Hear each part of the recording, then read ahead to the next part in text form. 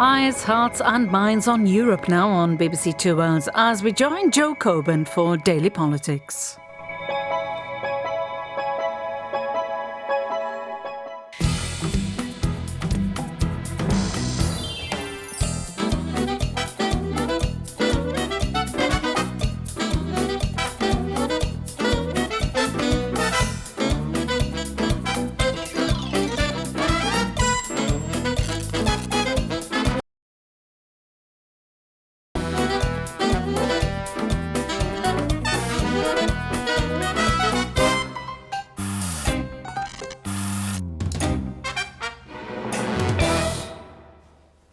Hello, welcome to the Daily Politics. David Cameron is off to Prague on the latest leg of his tour to drum up support for his plans for EU reform.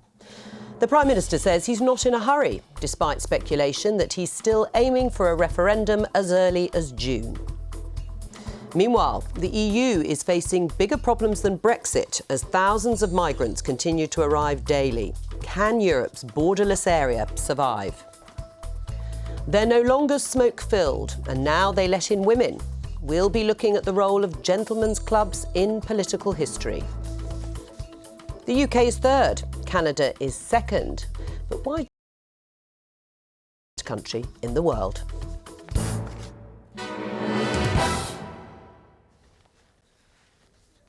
All that in the next hour. With us for the first half of the show is the journalist, broadcaster and director of the Legatum Institute, Christina Adone. Welcome to the show. Hello. First of all today, the Prime Minister has ordered ministers to clamp down on lawyers pursuing claims against veterans of the Iraq War. He's asked the National Security Council to draw up options to end what Number 10 called spurious claims. Lawyers are continuing to refer alleged abuse by soldiers to the Iraq Historic Allegations Team, which has so far informed about 280 UK veterans they are under investigation for alleged abuse. Here is David Cameron. Well, there are a number of steps I'm going to be examining. First is making sure that people cannot claim legal aid unless they are resident in the UK. We're going to look at the measures we can take against companies that are involved in wrongful practices. We're also going to look at the conditional fee arrangements, the so-called no-win, no-fee arrangements that some of these companies are entering into. So we will take whatever steps are necessary to make sure that we shut down this industry that I think is treating people who've served their country in such an appalling way. David Cameron, we're joined now by Clive Baldwin. He's the senior legal advisor from Human Rights Watch. Welcome to the Daily Politics. As you've heard, David Cameron says he'll take whatever steps to curb this industry. Is he right to do it? Now, what the Prime Minister is wrong to do is to be making such statements when inquiries are ongoing. There's an independent investigation going on into the solicitors themselves, but there's also an independent investigation going on into the allegations of crimes. So the Prime Minister to step in now and to apparently say that all the allegations are spurious and to talk about destroying an industry starts to sound quite alarming. Right. He's not saying all of them, but he's saying he wants to stamp out spurious legal claims against British troops who are serving their country.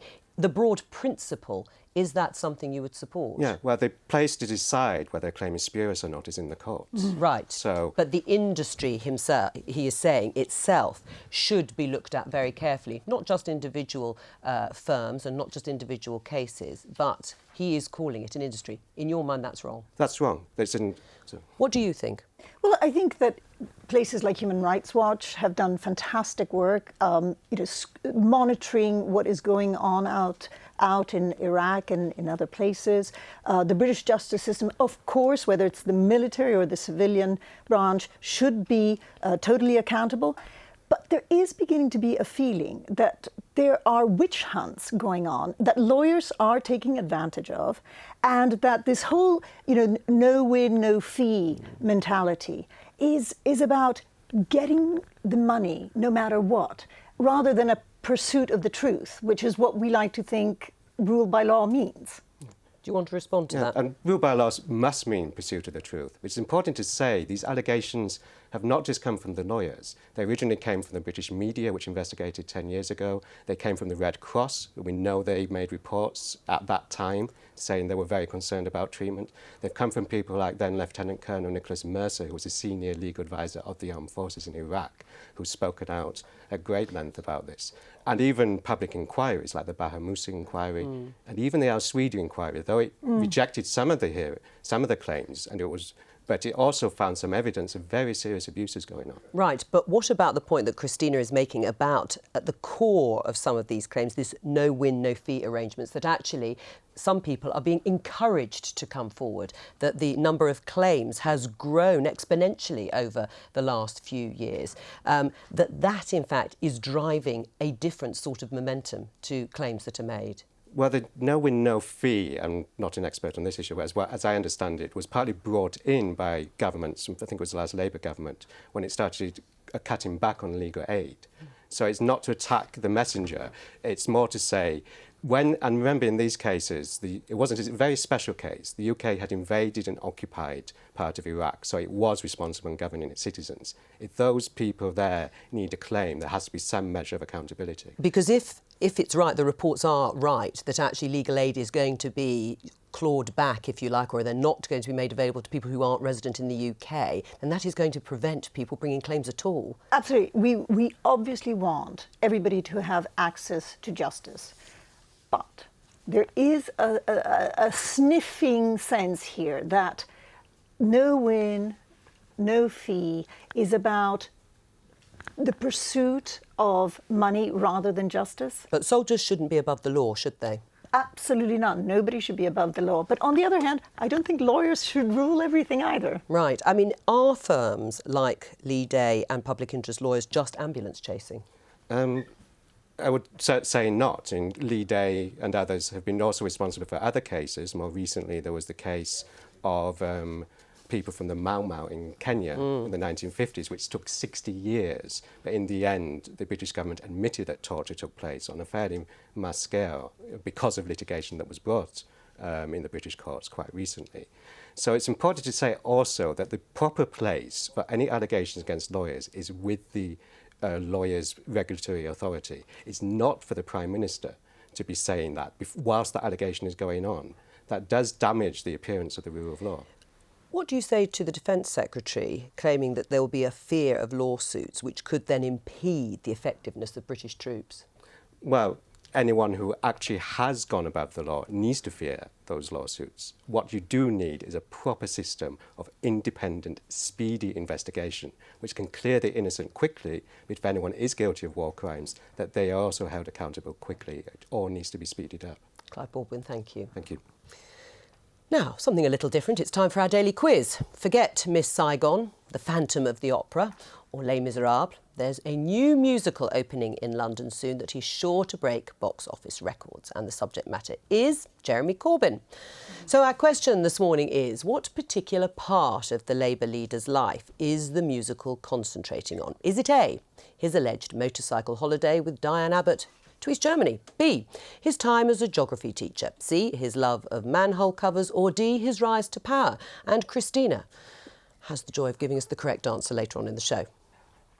So speculation about when an EU referendum takes place rumbles on. Plenty of people in Westminster are putting their money on a date in late June. Get your bets in. But that depends on the outcome of an EU summit in February. And David Cameron's hopes for a deal next month took a bit of a blow last night. The French Prime Minister, Manuel Valls, said he believed that discussions would need more time. And David Cameron responded by saying that he was in no hurry to hold the referendum if the deal on offer from the EU is not strong enough. Meanwhile, speculation continues about which cabinet ministers might split from the Prime Minister and campaign for an outvote regardless of the reforms. Here's Eurosceptic Minister Theresa Villiers on Question Time last night. This is a crucial question, and I'm proud of the fact that it's a Conservative government that are giving the people of the United Kingdom the choice to vote on our relationship with Europe. Have you decided how you'll vote?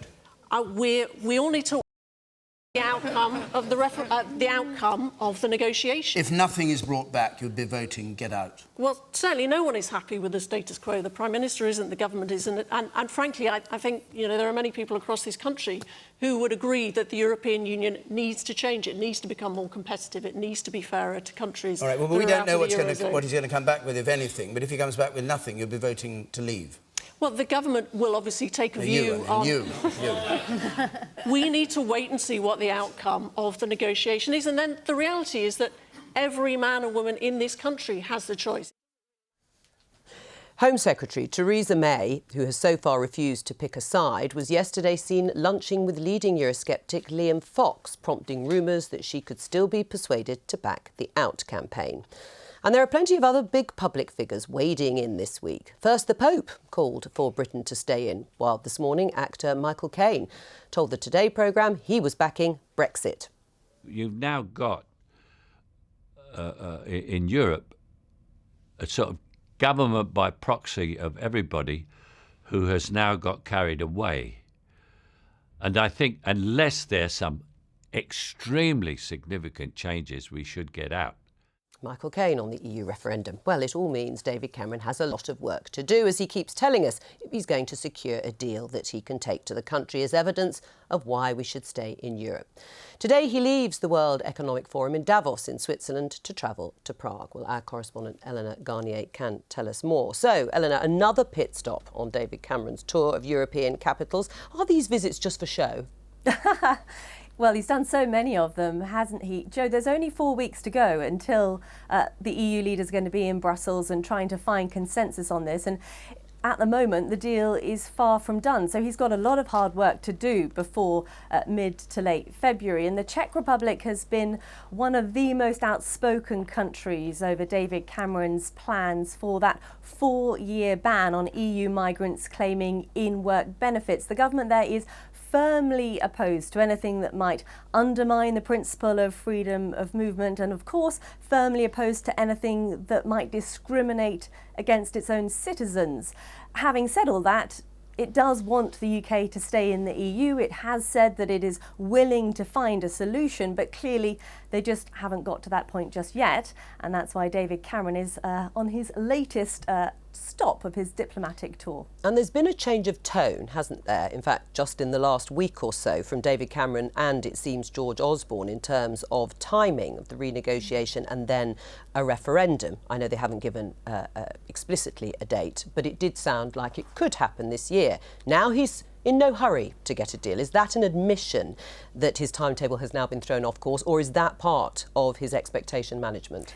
It's definitely expectation management, Joe. I think if, like you and me, you've been paying very close attention to what ministers have been saying in the last week or so, then I think quite fairly you might have concluded a deal was very close to being done, because George Osborne said just at the end of last week the essential pieces of the deal were falling into place. The Foreign Secretary, Philip Hammond, said recently that a June referendum was quite possible. So we had this growing sense of momentum, this optimism, and almost inevitability that a deal in February would be done. And I think David Cameron could have ended up extremely red-faced if he got to the February summit and it didn't deliver a deal. So we saw some very clear expectation management yesterday. And on top of that, we also heard, as you pointed out, from the French Prime Minister Manuel Valls saying more time was needed for discussion and that a deal at any cost would not be acceptable. OK.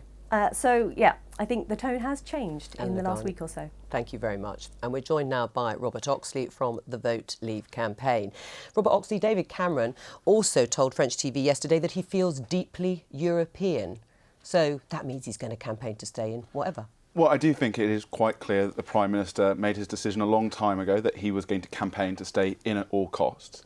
And I think the renegotiation has effectively become an expectation management game. It's become a very trivial exercise in renegotiating our relationship, but it actually isn't going to bring powers back.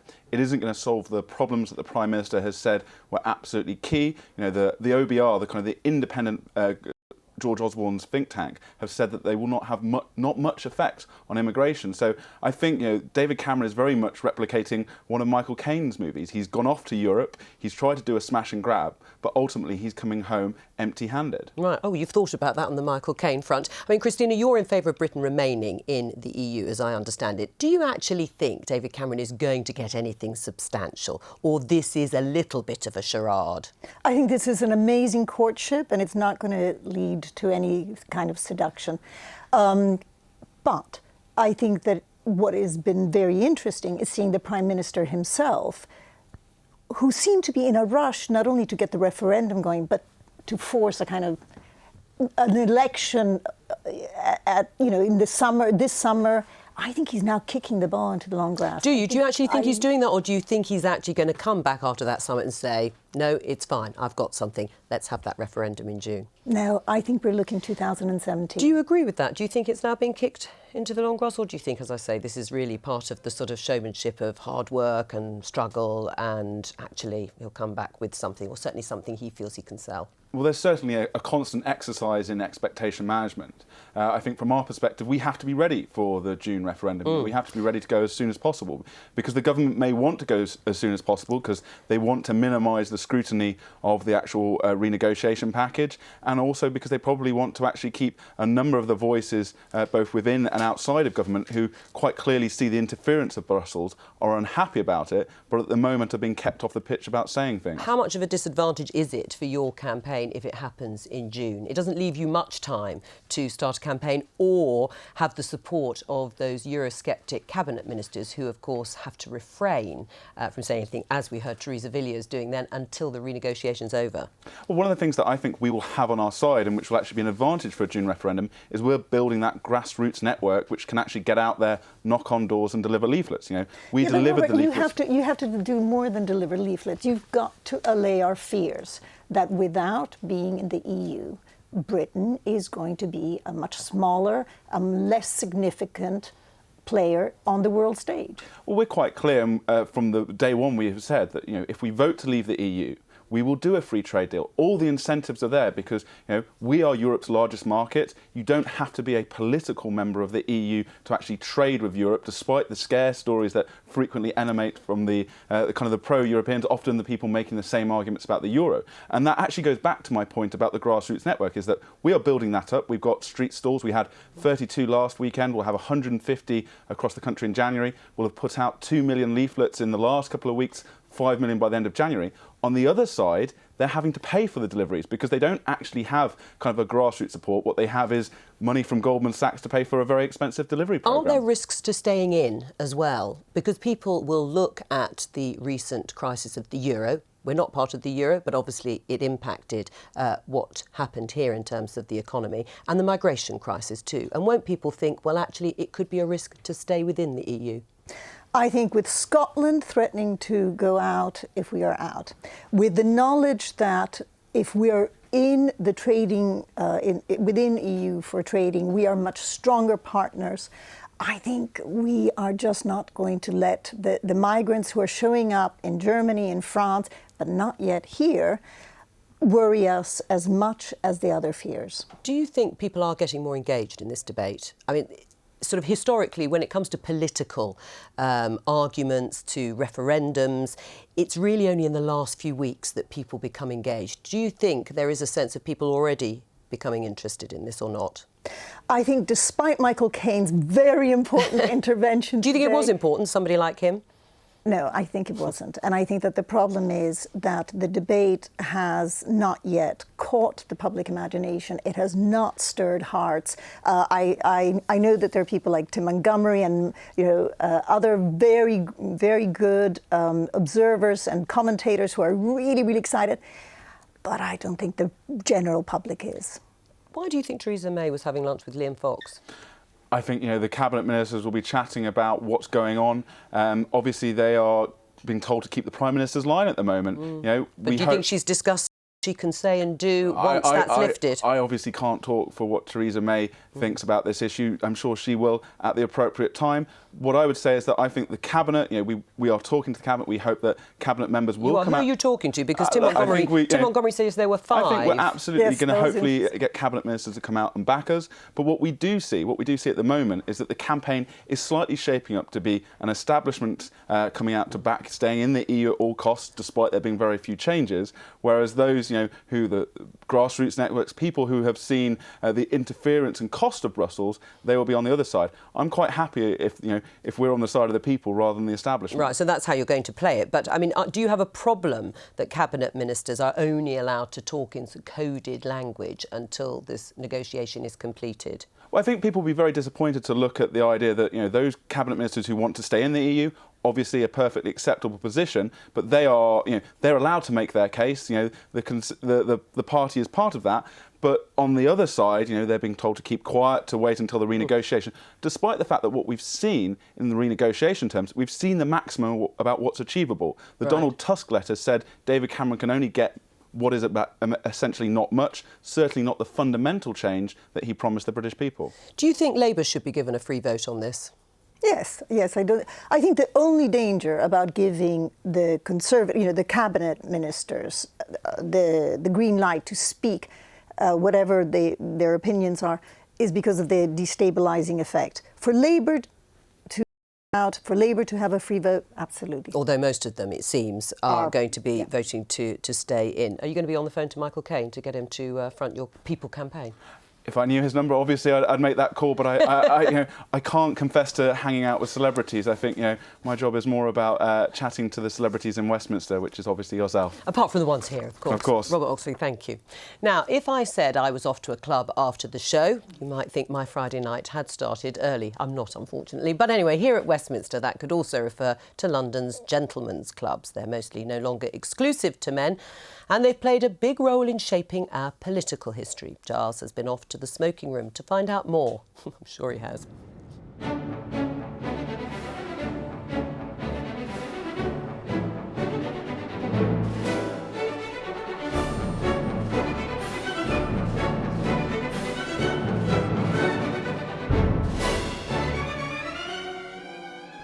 It's worth reflecting that whilst a lot of modern politics is done inside a 19th century building, Parliament, a lot of it's also done on our streets, on air, online.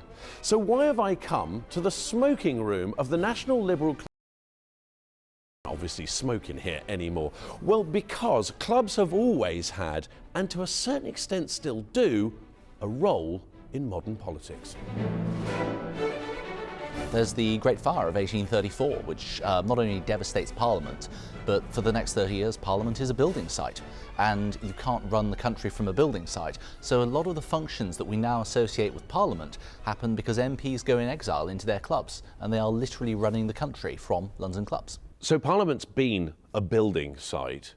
What do they actually come up with? Well, Parliament starts to commission club architects, people like Charles Barry, who's best known for the Reform Club, for the Travellers Club, and they ask for a new parliamentary building that's basically modelled on a London club, because they've spent 30 years getting used to all the creature comforts and all of the conveniences of a London club. So this is why the parliamentary estate has smoking rooms, tea rooms. And have clubs played any role politically in the sort of modern political world? The nature of clubs, the nature of their being designed with these small conspiratorial alcoves, and that element of plausible deniability as a plotter's paradise is such that when these sorts of things have happened, and I can think of party leadership campaigns that have been plotted in clubs, but the people involved tend to disclaim them very, very quickly. The National Liberal Club clearly wears its political colours, but today many members are interested, not involved, in politics. However, there is a club that was, is, and one imagines always will be a political beast. The dining room of Torydom on earth, you might say, the Carlton. It was founded for that express purpose. There is a very marked political element. There is a political committee that organises a programme of speakers and policy discussions, and very usefully, as far as the Tory party is concerned, the political committee is responsible for a political fund to help candidates in marginal constituencies during general election campaign. It might not look it, but clubs have modernised. Women may not be on the walls, but are full participating members in almost all of them. And though the hours are more social than serious business, the tradition of political discourse is still being maintained. Well, Giles obviously enjoyed doing that, and they are absolutely beautiful. But aren't they just relics of the past, Christina? What's wrong with a relic? What's wrong with a relic? You know, it's part of the idiosyncrasies of London life, and we shouldn't iron it out. We don't want to Botox, you know, the London landscape free of all wrinkles and, you know, strange initiation rites and you know, those wooden panelled rooms with they still smell of cigar smoke, even though nobody's allowed. Well, they'll never get rid of that, will they, after all the years of being smoked there? I think it's wonderful. But as a feminist, do you think it's right that there should still be men-only clubs? Listen, as long as we can have women-only clubs, you can have men-only clubs. Have you been to any of these clubs? Yes, and in fact, one of the best dinners, I have to admit, very drunken dinners I've ever had, was at the Beefsteak Club, where we were invited. It was the late Aubrey Waugh who was the guest, and he invited me along, and we had to sit around a very, very long table with all the club members and their guests sitting there in a completely democratic fashion, so that I was seated next to a minister, and over there was some baron something or other, and actors and It was fantastic. Oh, I'm sure it was. I mean, of course, political deals were done in these clubs. Not so much today. It seems to be the place to socialise, perhaps with people who think the same sort of thing about politics as you, but they're not anymore. Do you think in your mind where politics is done? No, I don't think it's where politics is done, and yet it is certainly where influence peddlers peddle their wares. And I just wonder whether, you know, maybe David Cameron at the Carlton Club overhears somebody talking, Captain maybe says Goldman Sachs could come and, you know, spend £1 million on the in campaign. But is that right, Christina? If you overhear something in a social setting, why not? Now, world leaders have been gathering in Davos in Switzerland, as you know, this week. And what else would they be discussing than whose country is the best? According to a survey unveiled at the gathering in the Alps, the answer is Germany, with the UK coming in a respectable third. It's apparently based on a range of factors, including cultural ones, entrepreneurship and economic influence. Well, we wanted to find out more, and being ever fond of a cliché, we sent the German journalist John Jungklausen off for a sausage. I'm a German living in London. In fact, I've lived here for over 20 years. But this week I'm asking myself whether I've actually made the wrong choice coming here. A poll was published according to which Germany is the best country in the world. Britain, on the other hand, only came in third. Is Germany right to be voted the best country in the world, do you think? It's quite... No, it should... But Britain only came in third. Well, Isn't there about 300 countries in the world? Third's not bad. Yeah, I'll take third. I mean, I'll take third. Yeah. We often get bronze medals. But German beer is nice. I'll take German beer, maybe notches it up to the top 10. what about British sausages? Oh yeah, they're better than German sausages. Yeah, I'm not ready. But I've grown up with British sausages. That's why. That's enough. Yeah. I don't see a lot of car fans out there. I don't know what went wrong. Well, you know, we've been on top of the game for a long time. As a lorry driver, you travel through a lot of countries. Why do you think Germany is the best country in the world? It's very strict and it's got no speed limits on the motorway, on the autobahn. And John Jungklausen joins us now. I'm glad you finished the Würstchen before you came on. Were you surprised that Germany came top? No, that Germany came top.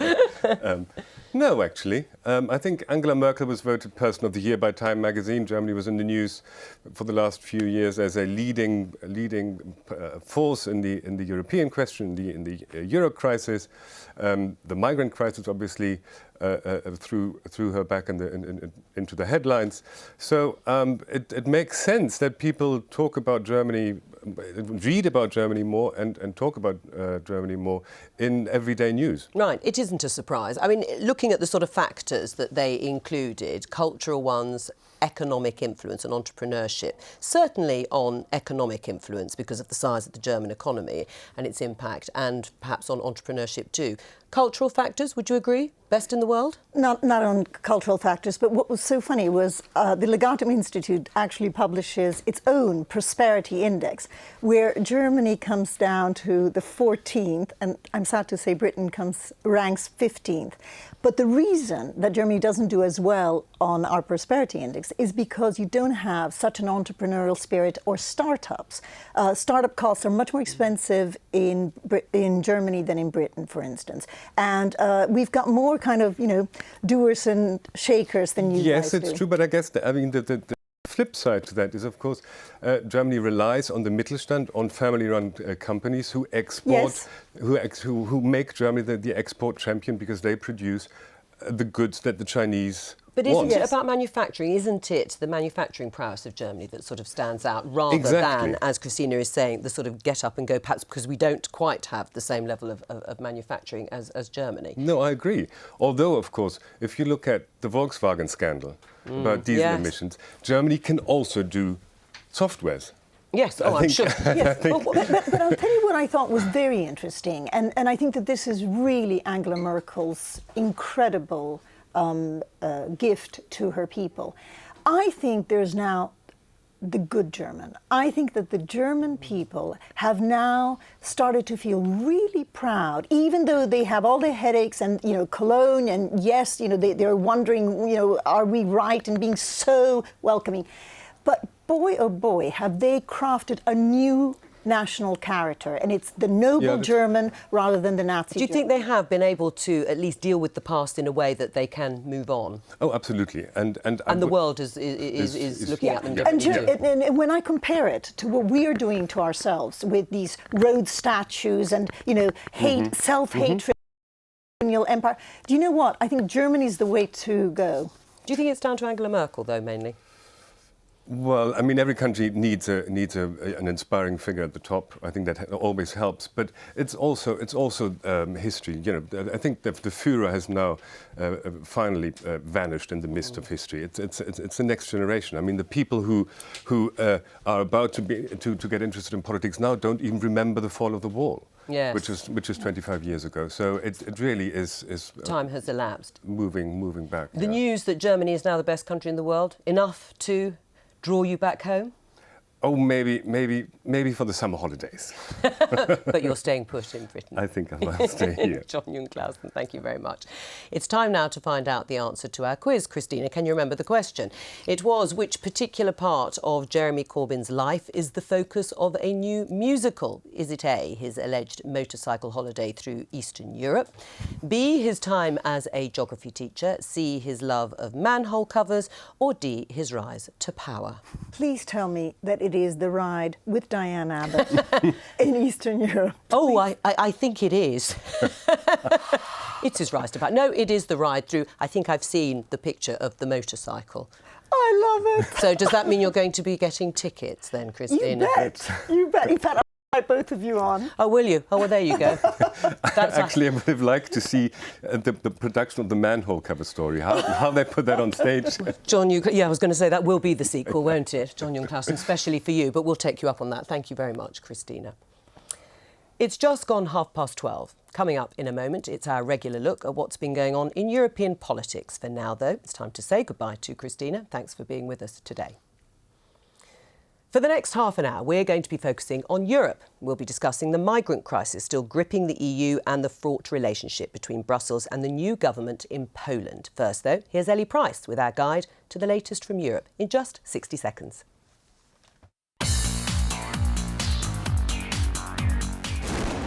In the week the World Economic Forum named Germany as the best country in the world to live in, the Chancellor Angela Merkel faced more pressure over her immigration policy.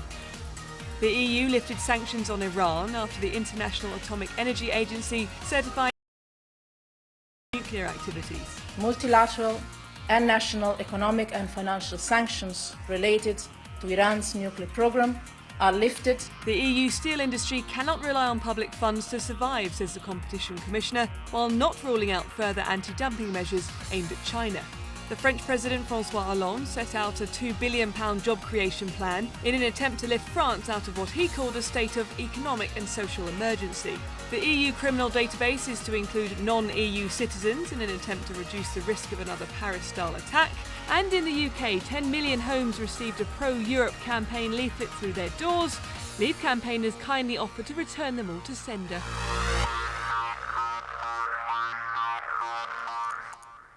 And with us for the next 30 minutes, I've been joined by the Conservative MEP Timothy Kirkhope and the UKIP MEP Tim Aker. Welcome to both of you. Let's talk first about one of those stories mentioned there, and that's campaigning beginning to heat up ahead of Britain's referendum on EU membership.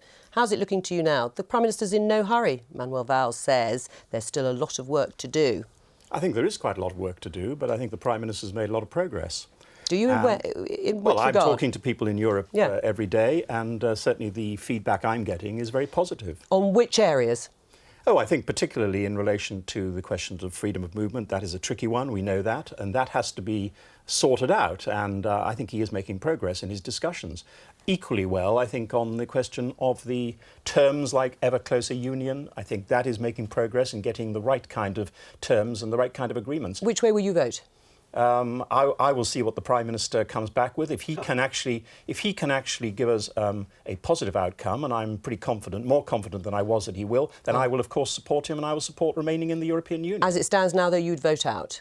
I would not vote out at the moment. I would wait to see what the terms are. But I'm actually very positive in my view. I think that this is the important point. It's not just what Britain can get out of this deal. It is what happens from then on. If the other countries in Europe are going to take part in the process that the Prime Minister's negotiating, that's got to be good news for Europe as well as good news for ourselves. Right. Well, I mean, if people like Timothy Kirkhope are being persuaded by this whole renegotiation process, you're not going to see many Conservatives like him voting for Brexit. Well, we've got, sitting on the fence, Tim, is bad for your health. I remember asking you last year that why David Cameron isn't actually renegotiating fundamental free movement. You said it was silly. So we're hearing lots of these Conservatives now saying one thing at home and going into the European Parliament and saying a completely different thing altogether. He's not calling for free movement to be reformed and to end free movement and all rights of people who have been attracted by this migrant crisis that will get EU passports and come to the UK. He's not said anything about this, the 20 billion pounds we give to the EU every year, about stopping that. There is no change. It's just shadowboxing. Do we think it's going to be in June?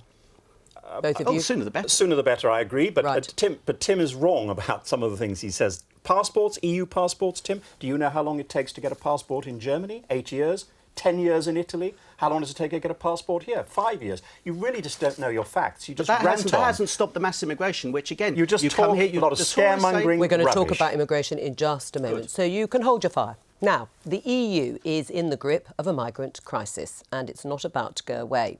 This week, the International Monetary Fund predicted that 1.3 million migrants could arrive in Europe every year.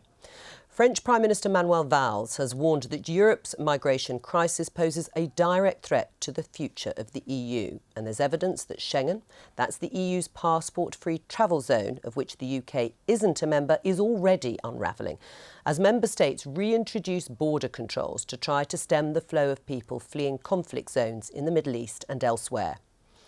In August last year, Hungary built a fence along the border with non-Schengen country Serbia, blocking a railway line used as a key crossing point. In September, Austrian authorities imposed border controls at the main crossings from Hungary. Later that month, the German government imposed border checks with Austria. The next day, Slovakia placed 220 police officers along its borders with Hungary and Austria. And the Netherlands temporarily reinstated border controls with Germany. In October, Hungary built a razor-wire fence along the border with Slovenia. And at the beginning of the year, Sweden introduced checks on the Öresund Bridge, which links the country with Denmark, while Denmark imposed border controls with Germany. Well, we're joined now by the Labour MEP Claude Moraes. He's chair of the European Parliament's Justice and Home Affairs Committee. And, of course, my other guests are still here. Claude Moraes, Schengen's dead, isn't it? It's in deep trouble. And Manuel Valls was absolutely right to say that this is an existential crisis and it's a deep crisis. The problem with what he's saying, though, is he's a prime minister from a big country, and it's only the big countries that have the assets to do something about it.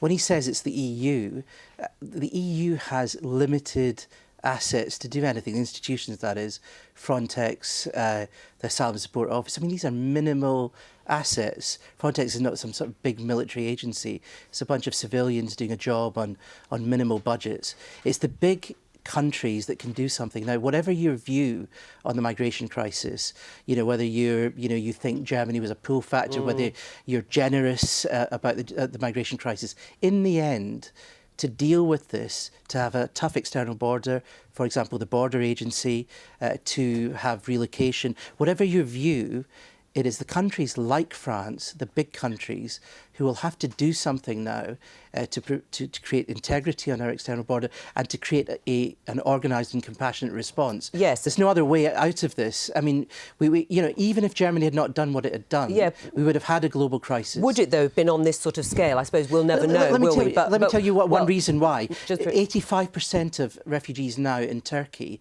are living outside camps. Even if Turkey was helping us now, they would not be able to control the situation fully. Would then, Timothy, quotas have been a more efficient way of working through this migration crisis? Let's, for argument's sake, say we would still have had large numbers of people coming from the Middle East and parts of North Africa. Quotas would have meant there would have been a regulated system, that each country in the EU would have taken a proportionate number of migrants, and then both the Dublin Agreement, which is where asylum seekers or refugees have to actually claim asylum in the country they arrive at, and Schengen would have continued to function. No, the key point, of course, is the renegotiation of Dublin, of the agreement, but maintaining the basic principles that we seem to have lost. I mean, I don't know whether Claude agrees with Yvette Cooper's remarks that Schengen should be dismantled. I don't know, but all I'm saying is I don't think so. I think the key thing is to get the nuts and bolts right. The nuts and bolts and the principles applying to people who arrive at the external borders of the European Union. We're not part of Schengen, of course, but the external borders are important to us. They have to be processed. Can Greece and Italy cope with those numbers as the smaller country? No, they will need more resources, and that is part of what we would propose. They need their help. But once they have that help, there should be no question about maintaining that principle that the first safe country that people arrive at has to be the country that processes applications. Right. Otherwise, it becomes chaotic, and that is what has been going on, I'm afraid, with a lack of resolve by some countries. Do you agree with that principle, that actually the Dublin Convention agreement should stay put and should be reinforced? Oh, you should claim asylum in the first safe place you get to. If your house is on fire, you don't go looking down the street, you go to the first house to call for the emergency services. But is that really practical when you look at Greece and people arriving in the numbers they have been on the coast? But the countries that are getting this influx is because the German Chancellor said, come on, come on. If one country's got responsibility for this, that these countries should be getting a cheque from, Germany should pay up. She was. I mean, do you agree with Yvette Cooper that actually Schengen should be dismantled? I mean, that's her view. If you dismantle it, you need to have something in its place. And actually, there's broad agreement here about Dublin, because the Commission are now consulting about, say, scrapping Dublin and replacing it with Dublin 4. I mean, there's broad agreement here because it's natural to claim in the first country that you arrive in. And if you take that away, you need to replace it with something pretty sensible. At the moment, Commission are not coming up with that. On Schengen, what Yvette Cooper is saying, of course, it's now de facto dying. But these freedoms are at the heart of Europe. They matter, and there's no point in her saying it's dead without saying what we. Well, that brings it on. Without Schengen, is that the end of the beginning of the end of the EU, which is what Manuel Valls said? No. I mean, I disagree entirely about that. That's what Tim wants. I don't want that, because I think Schengen is valuable economically. But hang on. The point about Schengen is it's always had within it the ability to reintroduce borders when there's been a pressure or emergency situation. That's what some of these countries, not all, but some are doing. The key point, again, we come back to it, the nuts and bolts of Dublin. We're all feeding in our ideas for the new Dublin Agreement. That isn't coming until March, so I'm a bit surprised that so much speculation in the media and elsewhere about someone saying what Dublin is going to be. It isn't decided at all yet, and I'm convinced that basic principle of people being dealt with at the first safe country will be maintained. Right. And that's the key to it all. But Tim, even if Germany and Angela Merkel hadn't said, refugees, you are all welcome here, would we be in a totally different situation to the one we are in currently? Well, there's been movements across different European states for border controls to be reinstated. But there is a borders crisis in the European Union. There's a crisis over free movement. And I'm still waiting to hear why David Cameron will not negotiate free movement. Why is he tinkering with benefits? You know, you called renegotiating free movement stupid. I want to know what David Cameron actually thinks and why he's not taking this opportunity to reinsert British borders. Is a basic principle which assists us normally, in normal circumstances, through our trade and our exchange of services and skills. It is absolutely vital for British interests that we do have freedom of movement. Should it be suspended at the moment while this migration crisis is going on? Because there'll be many people, Timothy, that will say, once these migrants are within Schengen, and I don't know how many years it takes for migrants or refugees to gain some sort of citizenship, then they are free to move anywhere else. Joe, refugees do not have freedom of movement. Please remember that. So all these refugees that UKIP are frightening us about, the scaremongering nonsense from UKIP. Oh, you're calling Cologne scaremongering? You're calling Cologne scaremongering? Hang on, that's not the same. That's not the same thing. And your party. That's what I'm actually saying. They cannot have free movement now, the refugees. So that is not an issue, I think. Do you think Manuel Valls has actually inflamed this situation with what he said, Claude Moraes, because inaccuracies about the status of refugees and migrants and who can actually then move, not only within Schengen but beyond, then starts to get into the media narrative? He's in my party, and I'll say that, yes, he has. Why? Because there's no point in stating a problem and not saying what the solution is. On Monday, we have an Amsterdam GHA Council, and he should be sending ministers there to deal with the solution. Because, I mean, this was an example. Refugees at the moment have a certain status. They don't have immediate free movement. What the member states with the assets and the resources need to do with the problem that we currently have is get to work and sort out what we do about the relocation, the external border, because that's not going to go away. And the other issues, Dublin, Schengen, get some settlement on this, irrespective now of what we think about what Germany did or did not do, because we have a problem right now. So the big countries need to stop saying what the existential problem is. It's bleedingly obvious what it is, and start coming up with solutions. We have to halt it there just for a moment. Now, you're going to stay with us, Claude Moraes. Relations between the EU and Poland, the sixth largest economy in the Union, have soured over controversial media and judicial reforms introduced by the new government in Warsaw. The Eurosceptic Law and Justice Party swept to power in elections last year. And this week, the Polish Prime Minister was called to Strasbourg to explain herself to MEPs at their monthly plenary meeting. Adam Fleming was there too. What could possibly make you think Poland's new Prime Minister doesn't like the freedom of the media? Prime Minister, would you like the EU? Would you like the EU to butt out, Prime Minister? In Poland, there have been protests because the staff from the state broadcaster, and it's appointed a load of sympathetic new judges to the Constitutional Court. The European Commission's now investigating, using new powers to check that member states are upholding the rule of law. Let me show you just how heated this whole issue has become. Look at the front cover of this Polish news magazine, which shows various senior figures from the EU, like the President of the Parliament, Martin Schulz, and Chancellor Merkel, dressed as Nazis. In the Strasbourg chamber, Beata Szydło used history to make the case for her reforms. To jest historia. Poland's history has been a troubled history. Our fathers and grandfathers gave their blood for freedom, for us to be part of a united Europe. But they also spilt blood for the freedom of other European nations. For many decades, we had to fight for the right to speak our own opinions, to fight for the right to build our own state. We achieved that, and we are not going to have that taken away. Her main tormentor was the leader of the Liberal group, Guy Verhofstadt, who raised the spectre of Vladimir Putin. The inconvenient truth here is that Mr. Putin doesn't like European unity. He wants, in fact, he has an obsession. He wants to destroy European unity, and what's happening in Poland, that could help him. Madam Prime Minister. While the man from the Commission tried to sound calm. Tried to.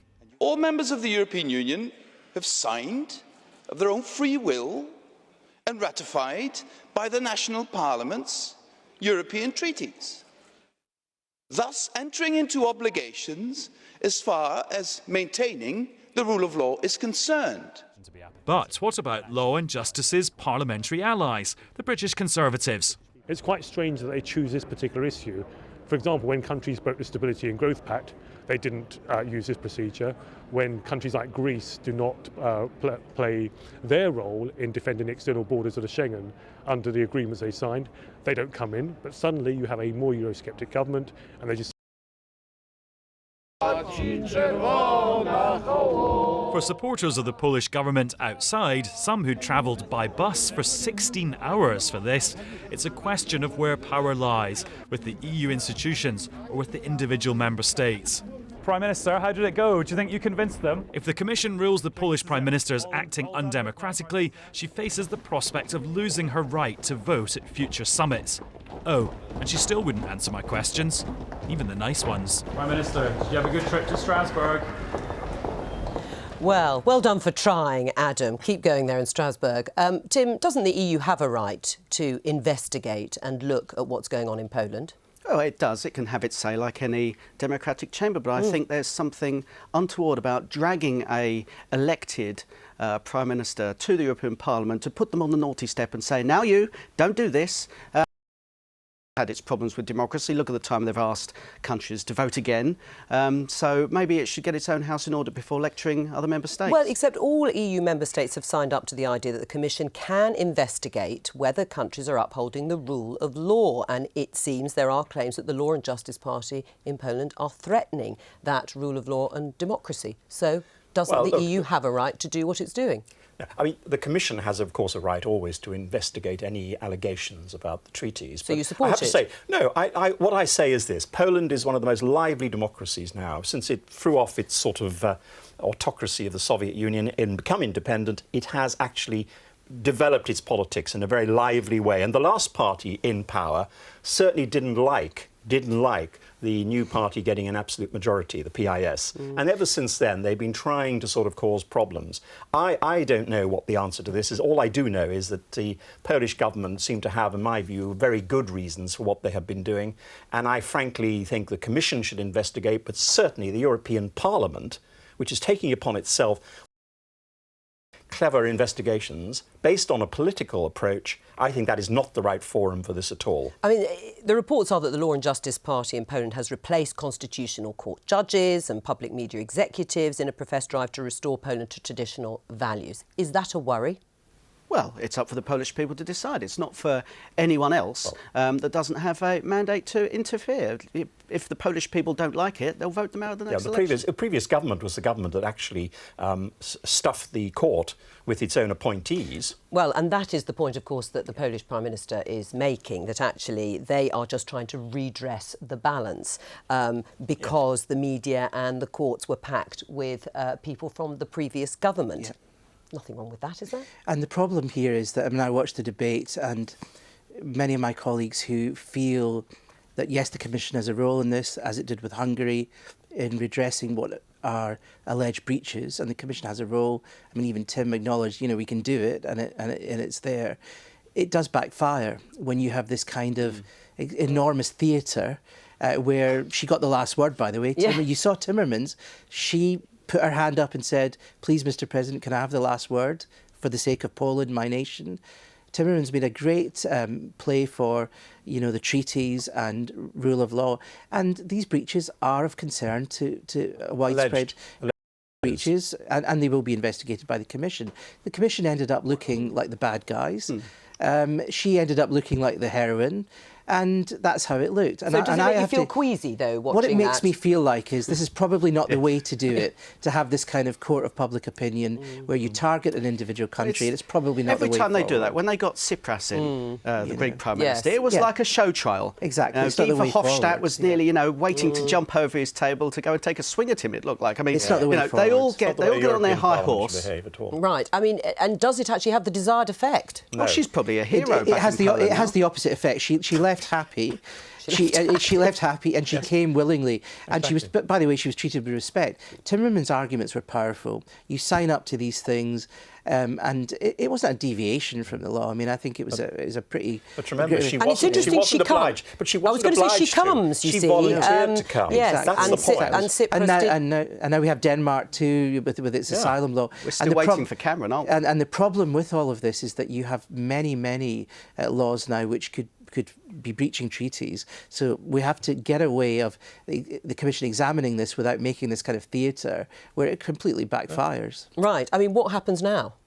Well, the Commission investigates, and that'll take them the next 2 or 3 months. Meantime, the Parliament will go scurrying around making all kinds of allegations from certain political groups about Poland. Right. It's on their agenda, like Hungary was and like other countries are. But Poland's unlikely to change anything in the meantime. Absolutely not. Oh, no, she's probably going home to record approval ratings and will continue doing what she does, and the European Union will complain and moan about it and then find some other bogeyman to go after. And at that point, we'll probably invite you back on, Claude. Claude Moraes, thank you. Now, it's time for the latest in our series, Meet the Neighbours. Today, we're looking at one of the newer EU member states, Romania, which joined in 2007. Here's Adam again, and he's been sizing up the Romanian Parliament building in Bucharest.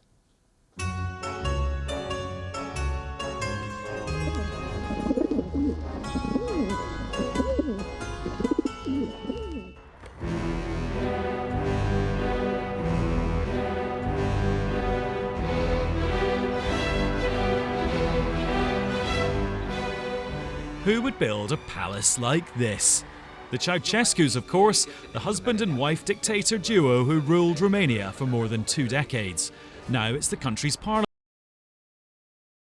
and apparently the largest civilian administrative building on the planet.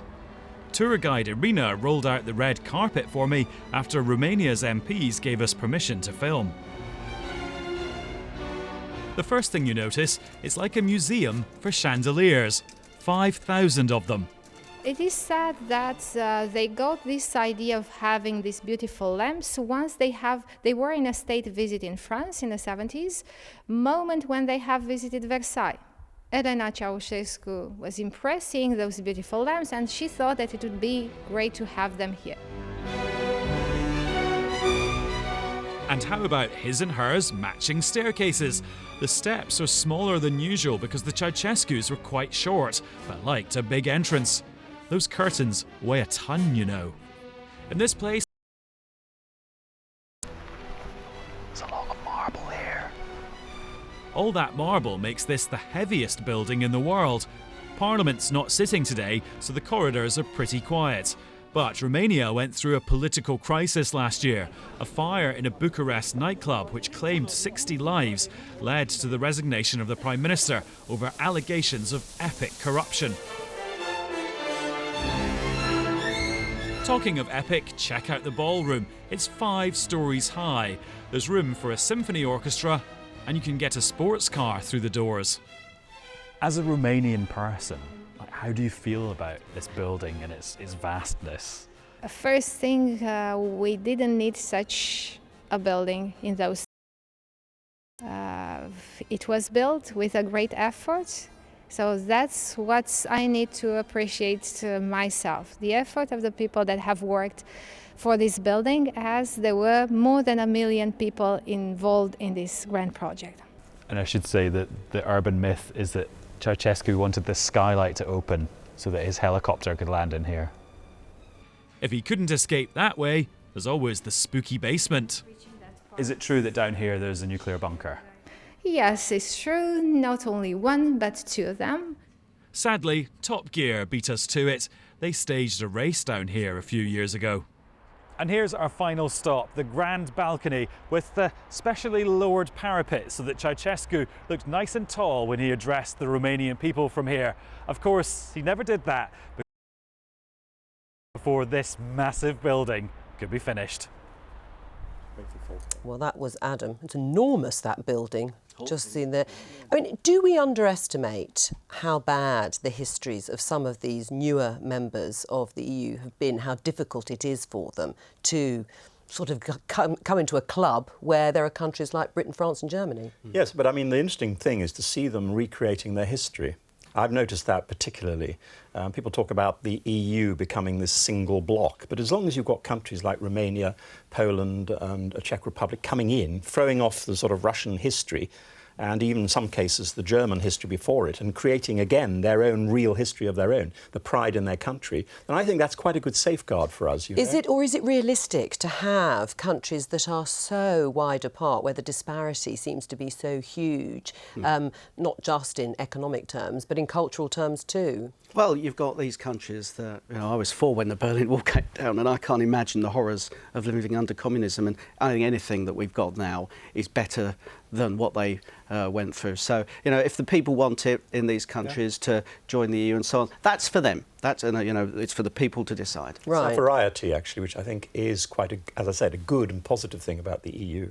That's all we've got time for. Thanks very much to both of my guests. From all of us here, bye-bye.